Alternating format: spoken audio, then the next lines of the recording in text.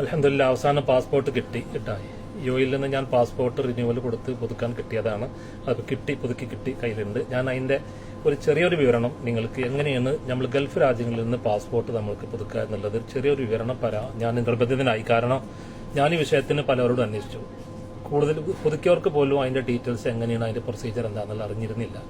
അവർ type സെൻറ്ററിൽ കൊടുത്ത് അവർ ചോദിച്ച പൈസയും കൊടുത്ത് അവിടെ പോയി ചെയ്ത് വന്ന് എന്നല്ലാതെ വേറൊന്നുമില്ല. നമുക്ക് കൂടുതൽ പൈസ ചിലവാവാതെ വളരെ അത്യാവശ്യപ്പെട്ട പൈസ മാത്രം കൊടുക്കേണ്ടി വന്നിട്ട് നമുക്കത് പുതുക്കാൻ കഴിയും.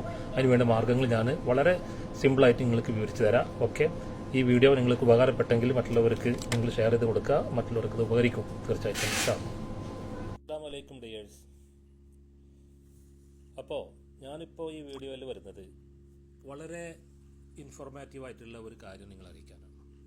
ഒന്നുമില്ല, വിദേശത്തുള്ളവർ അവരെ പാസ്പോർട്ട് പുതുക്കാൻ എവിടെ പോകണോ, എങ്ങനെ ചെയ്യണം, അതിൻ്റെ പ്രൊസീജിയർ എന്താണെന്നുള്ളത് ഞാൻ എൻ്റെ പാസ്പോർട്ട് പുതുക്കാൻ പോകുമ്പോൾ ഞാൻ ഫേസ് ചെയ്തൊരു പ്രശ്നമാണ്. അപ്പോൾ അത് മറ്റൊരാൾക്ക് ഇല്ലാതിരിക്കാൻ വേണ്ടി ഞാൻ അതിനെക്കുറിച്ച് ചെറിയൊരു വിവരണം നിങ്ങൾക്ക് തരുന്നു. നിങ്ങൾക്ക് ഒരു പക്ഷേ ഉപകരിച്ചാൽ മറ്റുള്ളവർക്ക് അത് എത്തിച്ചു കൊടുക്കുക. ഒന്നുമില്ല, വളരെ സിമ്പിളാണ്. നിങ്ങൾ പാസ്പോർട്ടിൽ ഒരു മാറ്റങ്ങളും വരുത്തുന്നില്ലെങ്കിൽ നിങ്ങൾ original passport, Emirates ID 2/2 photos ഇതുമായി BLS സെൻറ്ററിൽ പോയാൽ മതി.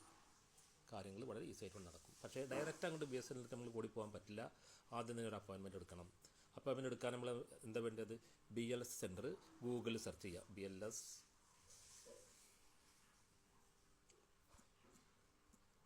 BLS in the visa.in, BLS International, അങ്ങനെ 2-3 സൈറ്റുകളുണ്ട്. നിങ്ങൾക്ക് BLS International അതിൽ പോവുക, ഒരു അപ്പോയിൻമെൻറ്റ് എടുക്കുക. ഫസ്റ്റിൽ തന്നെ നിങ്ങൾ അപ്പോയിൻമെൻറ്റ് എടുക്കുക. നിങ്ങൾക്ക് ഡേറ്റ് അവൈലബിൾ ആയിട്ടുള്ള പോയി വരാൻ സൗകര്യമുള്ള സ്ഥലം നോക്കിയിട്ട് അപ്പോയിൻമെൻറ്റ് എടുക്കുക. സർവീസ് ടൈപ്പ് എന്താണ്? സർവീസ് ടൈപ്പ് പാസ്പോർട്ടാണ് സർവീസ് ടൈപ്പ്.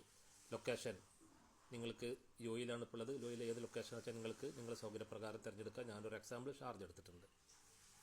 ഓക്കെ, പിന്നെ സർവീസ് ടൈപ്പ് എന്താണ്?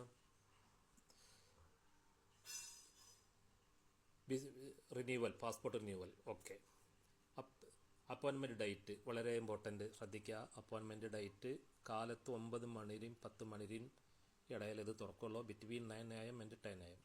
ഓക്കെ, 1 മണിക്കൂർ. ആ സമയത്താണ് നിങ്ങൾക്ക് ഡേറ്റ് കിട്ടുക. അത് ഏത് ലൊക്കേഷനിലാണോ നിങ്ങൾക്ക് അവൈലബിൾ ഡേറ്റ് അത് നിങ്ങൾ നോക്കി തിരഞ്ഞെടുക്കണം. അത് സൗകര്യമായിരിക്കും.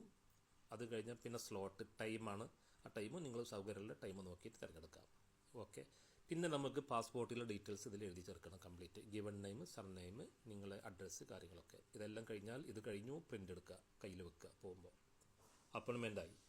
പിന്നെ ശ്രദ്ധിക്കാനുള്ളത്, എംബസിയുടെ സൈറ്റിൽ നിന്ന് നമുക്ക് നമ്മുടെ പാസ്പോർട്ട് ഡീറ്റെയിൽസുകൾ നമ്മൾ ഫില്ല് ചെയ്തിട്ട് അത് പ്രിൻ്റ് എടുക്കണം. Embassy India passport.in. ഓക്കെ, അതിൽ പോവുക, നമ്മുടെ പാസ്പോർട്ട് ഡീറ്റെയിൽസുകൾ അവിടെ എഴുതി ചേർക്കുക. ഇതാ നിർഭാഗ്യവശാൽ ഗ്ലോബൽ പാസ്പോർട്ട് സേവാ പോർട്ടൽ GPSP ഇത്തിരി പ്രശ്നത്തിലാണ്. അത് സർവീസ് ഡൗൺ ആണ്, ടെക്നിക്കൽ പ്രോബ്ലംസ് ആണെന്ന് എഴുതി കാണിക്കുന്നുണ്ട്. അപ്പോൾ അതിൻ്റെ എനിക്ക് കംപ്ലീറ്റ് സ്റ്റെപ്പുകൾ ഇതിൽ കാണിക്കാൻ കഴിയില്ല, ഞാൻ പറയാം. ഓക്കെ, ഈ സൈറ്റിൽ കയറി നിങ്ങൾ സെലക്ട് ചെയ്ത റെസിഡൻസ് കൺട്രി, നമ്മൾ താമസിക്കുന്ന കൺട്രി ഏതാ വെച്ചാൽ അത് സെലക്ട് ചെയ്യുക. ഞാൻ താമസിക്കുന്ന കൺട്രി യുണൈറ്റഡ് അറബ് എമിറേറ്റ്സ് ആണ്, UAE എന്ന് പറയും. UAE സെലക്ട് ചെയ്തു. പക്ഷേ അത് തുറക്കുന്നില്ല സൈറ്റ്. സോറി, ഞാൻ കാര്യങ്ങൾ പറയാം. നമ്മുടെ കൺട്രി സെലക്ട് ചെയ്ത് കഴിഞ്ഞാൽ മറ്റൊരു പേജിലേക്ക് ഓപ്പൺ ആവും. ആ പേജിൽ നിങ്ങൾ രജിസ്റ്റർ എന്നുള്ളൊരു നിങ്ങൾക്ക് കാണും. റൈറ്റ് സൈഡിൽ രജിസ്റ്റർ ചെയ്യുക. ആ രജിസ്റ്റർ ചെയ്താൽ നിങ്ങളെ കംപ്ലീറ്റ് പാസ്പോർട്ടിലുള്ള അതേപോലെ ഒരു മാറ്റം വരുത്താതെ അതിൽ കംപ്ലീറ്റ് നിങ്ങൾ ഫില്ല് ചെയ്യണം. എന്ന് ഒരു യൂസർ ID പാസ്വേഡും കിട്ടും. അത് നമ്മൾ വെച്ച് ക്രിയേറ്റ് ചെയ്തുകൊണ്ട് പ്രിൻ്റ് എടുത്ത് വെച്ചാൽ കാര്യം ക്ലിയറായി. ശ്രദ്ധിക്കാനുള്ളത്, എന്തെങ്കിലും കറക്ഷൻ പാസ്പോർട്ടിൽ ഉണ്ടെങ്കിൽ നിങ്ങൾ ഫില്ല് ചെയ്തതെന്നുണ്ടെങ്കിൽ നിങ്ങൾ രണ്ടാമത് BLS സെൻറ്ററിൽ നിന്ന് ടൈപ്പ് ചെയ്യിപ്പിക്കേണ്ടി വരും. ടൈപ്പ് ചെയ്യിപ്പിക്കുമ്പോൾ ടൈപ്പ് ചെയ്യാനുള്ള ചാർജ് VAT ഉൾപ്പെടെ 31.50 ഫോട്ടോ കയ്യിലുണ്ടെങ്കിൽ അവർ ഫോട്ടോ എടുത്ത് തരും. 31.50. അപ്പോൾ അതിൻ്റെ ആ പൈസ ഒന്നും കൊടുക്കേണ്ട. നിങ്ങൾ ടൈമും ലാഭിക്കുക, പൈസ ലാഭിക്കുക. ഇതൊക്കെ ക്ലിയർ ആയെങ്കിൽ നിങ്ങൾ നിങ്ങൾക്ക് ഇഷ്ടപ്പെട്ടെങ്കിൽ നിങ്ങൾ മറ്റൊരാൾക്ക് എത്തിച്ചു കൊടുക്കുക. ആർക്കെങ്കിലുമൊക്കെ ഉപകരിക്കട്ടെ. Okay, thank you very much for watching my videos brothers. അസ്സലാമു അലൈക്കും വറഹ്മത്തുള്ളാഹി.